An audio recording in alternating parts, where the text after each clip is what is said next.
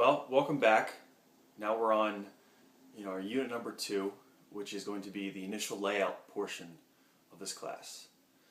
So we've gotten through unit 1, which was image gathering, identifying your major projects, your best images.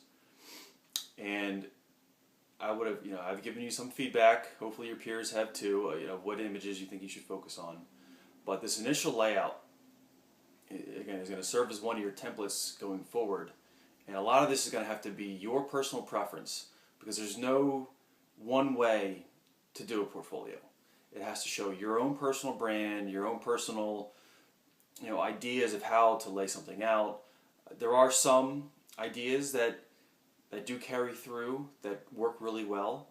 For example, how do you want to orient your layout? You can do landscape, you can do portrait. Those are the two most common ones. If you want to do something really, really funky, that's kind of going to be on you. I don't have a whole lot of examples of those really funkified ones because there is a safety factor involved when you make a portfolio. You want it to reflect you, but not be so out there that you limit yourself on who you can actually present it to.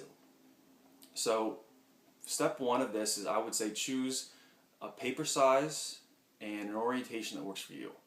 I happen to like landscape, and if you do 8.5 by 11, that's a very common way to print something out.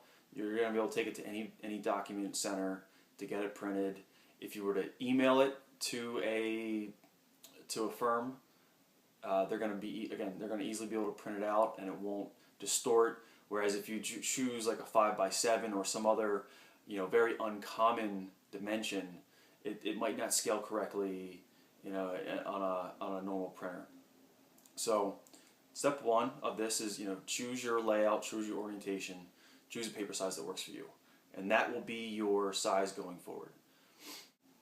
So once you've chosen an orientation, landscape, portrait, size, etc., your first step is going to be to start laying out the images that we talked about on the page. I would start with one. Maybe if you have it, the portfolio is going to open up and you're going to see 2 pages at once. Maybe you can consider that your whole layout. But try to keep it short. Try to keep it easy to digest this first piece, this initial layout. And I would choose a couple of your best images from that whole lot, and that should be one of the bigger images that you choose to lay out. Really showcase your work, really sell it, and once you put one of your big images somewhere on the page, that should be the focal point for the rest of the supporting imagery. So if you have diagrams, if you have small plans, if you have maybe a couple just vignette shots, especially if you have a model to go with it, and you want to take a couple little images that you want to kind of pepper around the page, I would try to focus on one, your money shot, your big image that's going to sell this entire thing, and that's going to be the your focal point for this layout. If you're going to do 2 pages, that's where you can start playing around. Well, now you have a little more space. Maybe you really start to enlarge one. You enlarge a plan. You enlarge, a really technical document, an axon. Something that explodes all the pieces and parts. Again, if you're in industrial design, you might have a lot of little mechanisms that you need to kind of explode and explain. Maybe you have a great photograph of a working product or a working model, and that's your money shot. Center that around somewhere that again tells the story, and then your other supporting images. Again, your plans, your sections, your things that are gonna maybe where you key off of. Try to make them a little smaller, unless it's an incredible drawing. Maybe that is your main drawing, but again, start with a focal image, and that's going to be the main point of your layout. So if you're doing one sheet, try to do like the upper, maybe the upper right-hand corner. Start there and make it like a full bleed image, as much as you can, and then put some of your smaller images along the bottom, maybe along the other side. Maybe you have a little bit of a title, and if you're going to put text, find a little parcel.